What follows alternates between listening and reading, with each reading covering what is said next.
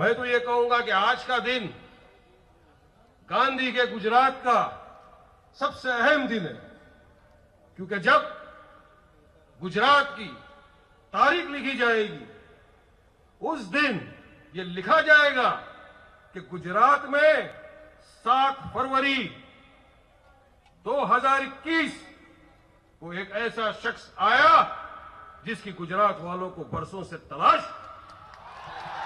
जो संविधान की रक्षा की बात करता है, डेमोक्रेसी की बात करता है, डेमोक्रेसी में रहकर अपने राइट्स इस्तेमाल करने की बात करता है, जो आपकी मेरी तमाम मुस्लिमों की हक की आवाज है, और उसका नाम बैरिस्टर असदुद्दीन ओवैसी।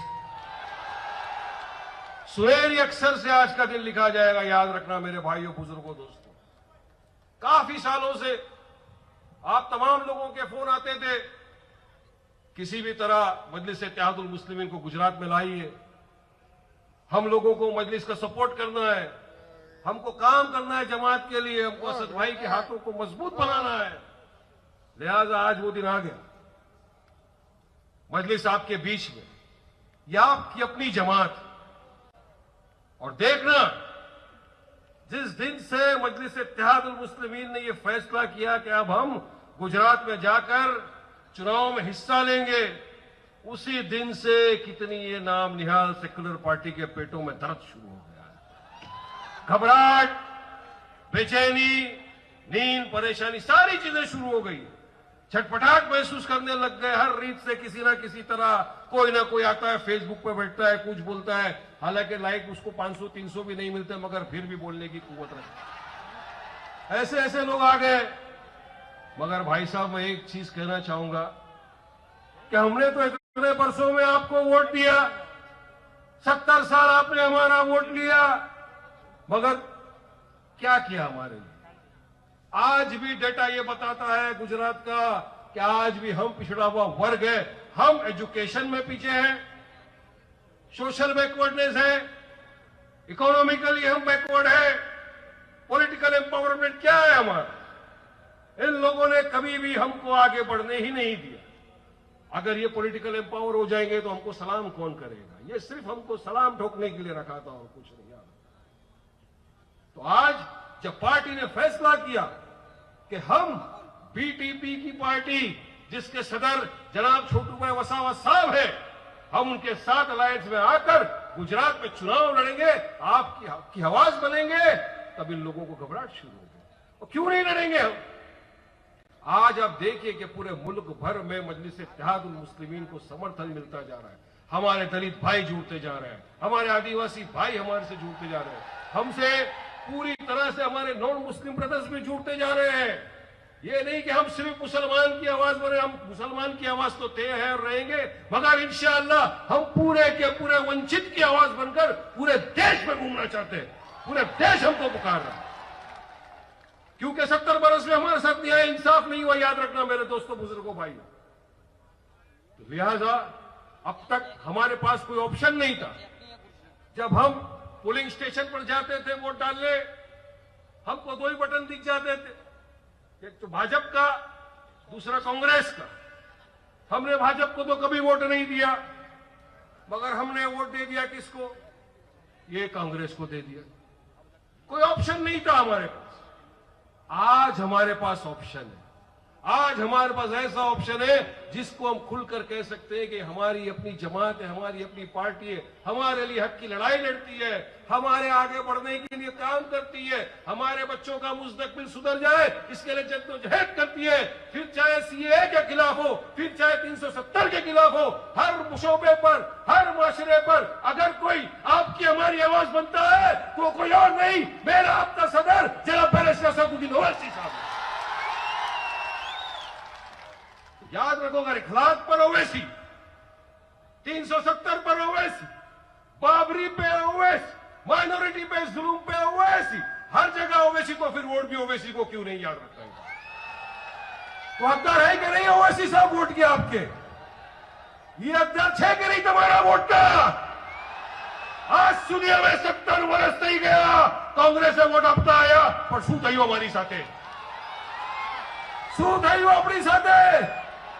ફક્ત ચીટિંગ કરી આપણી સાથે આ લોકોએ, આપણી માટે કઈ નહીં કર્યું આ લોકોએ. પણ આજ આપણી પાસે છે આપણી પાર્ટી, જેનું નામ છે મજલિસ ઇત્તેહાદુલ મુસ્લિમીન.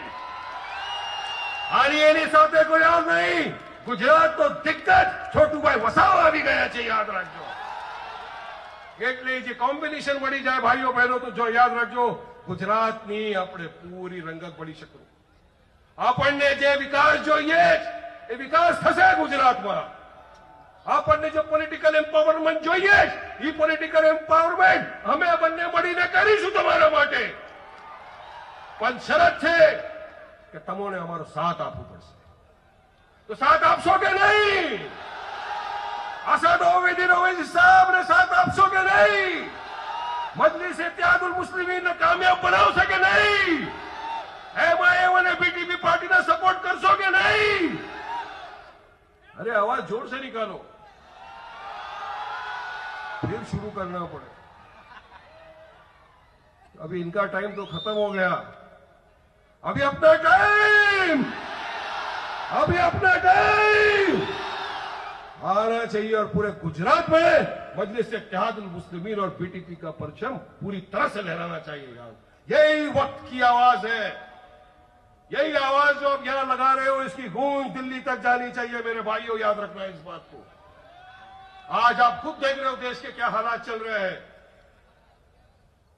अगर हालात गुजरात के ही आप देख लो तो किस तरह से यहां पर लोगों के साथ, खास तौर से आदिवासियों के साथ, ट्राइबलों के साथ, माइनॉरिटी के साथ जिस तरह से पेश किया जा रहा है, क्या ये इंसाफ? अरे संविधान ने जितना अधिकार नरेंद्र मोदी को दिया है उतना ही अधिकार वारिस पठान को दिया है. मैं भी संविधान को मानता हूं, संविधान के दायरे में रहकर ही अपनी बात को रखता हूं. याद रखना भाइयों बुजुर्ग, हम डेमोक्रेसी में रहते हैं. जितना अधिकार कांग्रेस को चुनाव लड़ने का है गुजरात में, उतना ही अधिकार मजलिस इत्तेहादुल मुस्लिमीन को लड़ने का है गुजरात में. तो अगर हम आ गए बी टीम, सी टीम, डी टीम, अरे इतने साल से तो हम नहीं थे ना, तो बीजेपी की बी टीम तो आप ही निकले. 30 वर्ष से तो बीजेपी सत्ता में है. अरे तुम्हें ताकत नहीं है उनको हराने की, तुम्हारी नपुंसकता की वजह से आज भाजपा सत्ता में आकर बैठी. उसका ठिकरा हमारे सर पर आप डालेंगे क्या? डालो, कोई फर्क नहीं पड़ता. लड़ेंगे आप और हक के साथ लड़ेंगे. अब आज ही हमारे कायद बैरिस्टर असदुद्दीन ओवैसी साहब ने भाजपा को और कांग्रेस को बहुत अच्छा नाम दिया है. मैं दोहराना चाहूंगा आपके साथ. आप लोग भी कंटिन्यू करना, इस नाम को, हैशटैग को चालू रखना. ये भाजपा और कांग्रेस एक दूसरे के मामू भांजे. क्या एक दूसरे के मामू भांजा. तू मेरी कमर खुजा, मैं तेरी कमर खुजाता. ये संगा मनवारी चल. और हम काम करने को आ रहे बेटी. अरे आपकी जिस तरह से दुआ रही हमारे साथ, हमारे बिहार के भाइयों ने, बहनों ने हमारे लिए दुआओं से नवाजा. हमको वहां से प्यार मिला, मोहब्बत मिली, दुआएं मिली. और आज हमारे पास 5 एमएलए चुनकर सीमांचल बिहार से असेंबली के अंदर गए.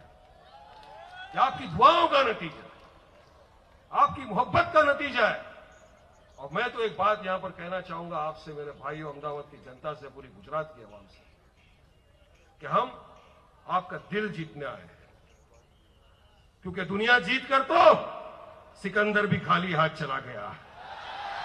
हम आपका दिल जीतना है, आपकी मोहब्बत जीतने आए. और अगर आपने अपनी मोहब्बत से नवाजा हमको, तो इंशाअल्लाह ताला मजलिस इत्तेहादुल मुस्लिमीन इस मर्तबा कॉरपोरेशन में अपना खाता खोलेगी और भारी अक्सरियतों के साथ हमारे उम्मीदवार जीतकर कॉरपोरेशन में जाएंगे, जो आपकी आवाज बनेंगे, आपका काम करेंगे. और मजलिस का एक एक कारकुन, एक एक काम करने वाला कार्यकर्ता जो बोल देता है वो काम करके दिखाता है. क्योंकि हमारी काम ही हमारी पहचान है. याद रखना मेरे बुजुर्गों, मजलिस इत्तेहादुल मुस्लिमीन का काम ही उसकी पहचान है. अगर आप आके देखिए कभी हैदराबाद में, मैं तो टीवी की डिबेट में चैलेंज करता हूं जो सामने बैठता है उनको, तुमने ये किया वो किया, बोला चलो बताओ हमने हैदराबाद के अंदर 5 हॉस्पिटल बनाए, हमने 14 स्कूलें बनाई। तुम मुझे बता दो कोई भाजपा के नेता को या कांग्रेस के नेता को जिसने अपने राज्य में कोई ऐसी स्कूल या अस्पताल बनाए क्या? कोई जवाब नहीं। क्योंकि वहां तो एक ही चीज है, आपका तो बस यही है सपना, राम नाम जपना, पराया माल अपना। दबाक कुर्सी पे बिठा दिया हमने, मोहब्बत से नवाजा, इक्तेदार की कुर्सी पे बिठाया, सत्ता हमारी, वोट तुम्हारा, हमको सलाम करते रहो, हम काम तुम्हारा नहीं करते रहेंगे। यही इसको करने के इतने वर्षों से लोग चले। लेकिन अगर गुजरात की आवाम इनको कंधे पे बिठाना जानती है, कुर्सी पे बिठाना जानती है, तो लात मार के कुर्सी से फेंकना भी जानती है। क्योंकि अब नहीं, बहुत हो गया हमारा, अब बराबरी की बात होगी, 1 to 1 टॉक, सामने सामने, बहुत हो गया। अब ये लड़ाई संविधान को बचाने की लड़ाई है, ये लड़ाई हमारे हक की लड़ाई है, ये लड़ाई हमारे आने वाले बच्चों के मुस्तकबिल की लड़ाई है, ये लड़ाई हमारे एम्प्लॉयमेंट के लिए लड़ाई है। ये लड़ाई जो इतने सालों से हम पे जुल्म किया जा रहा है वो नहीं हो, उसको रोकने की लड़ाई है। और इस लड़ाई में मजलिस इत्तेहादुल मुस्लिमीन पूरी तरह आपके साथ रहेगी, आज थी, है और इंशाल्लाह आगे भी रहेगी। मगर मेरा आपसे एक सवाल है, गुजराती में पूछा था, हिंदी में भी पूछ लेता हूं मेरे भाइयों, आप इस लड़ाई में बैरिस्टर असदुद्दीन ओवैसी का साथ देंगे ना? मजलिस के नुमाइंदों को कामयाब करेंगे ना? हमारे साथ कांधे से कांधा मिलाकर आगे चलेंगे ना? इनको मुंह तोड़ जवाब देंगे ना? पंजे को टाटा बाय बाय कराएंगे ना? चुनाव में पतंग को आसमान में उड़ाएंगे ना? पूरे आसमान में पतंग ही पतंग दिखना चाहिए चुनाव के दिन, याद रखो मेरे दोस्तों बुजुर्गों। जज्बा पैदा होना चाहिए। आज यही जज्बे के साथ अगर हम इलेक्शन के दिन भी वोट डालने को चले गए ना भाई, तो मेरे को लगता है कि मजलिस का एक एक आदमी बड़ी अक्सरियत के साथ जीते। मगर हम चुनाव के दिन आराम करने में मानते हैं। अरे 5 साल में एक मौका हमको मिलता है, 5 साल में एक दिन अगर हमने हमारा वोट का फ्रेंचाइज इस्तेमाल कर लिया और सही जगह जाके अपना चुनाव ढाल दिया, तो हमारे को 5 साल तक कोई रोक नहीं, 5 साल सुकून के जाते, आने वाले बच्चों के मुस्तकबिल अच्छे से चले जाए। क्योंकि हमको चाहिए विकास। हम लोग बात करते हैं विकास की, हम लोग बात करते हैं कि किस तरह से कोर्ट के दायरे में रहकर अपने हक को मांगे, हम लोग बात करते हैं संविधान की, हम लोग बात करते हैं डेमोक्रेटिक राइट की, तो इल्जाम हमारे पे आ जाते हैं, बी टीम सी टीम लगाते।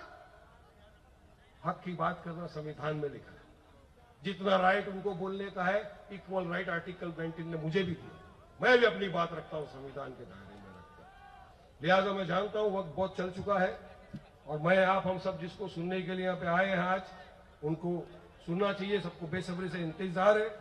बस आपसे इतनी दरखास्त करूंगा कि चुनावी माहौल है, गुजरात अहमदाबाद में पूरी तरह से मजलिस इत्तेहादुल मुस्लिमीन चुनाव लड़ रही है। आप तमाम मिलकर एक साथ होकर इत्तेहाद पैदा करिए, मुत्तहीद हो जाइए। एक हो गए तो कोई ताकत हमको अलग नहीं कर सकती, याद रखना मेरी इस बात को। हम एक होकर आगे बढ़ेंगे, मजलिस को कामयाब करेंगे। जमात की कामयाबी, मजलिस की कामयाबी, आपकी अपनी कामयाबी है मेरे भाइयों बुजुर्गों दोस्तों।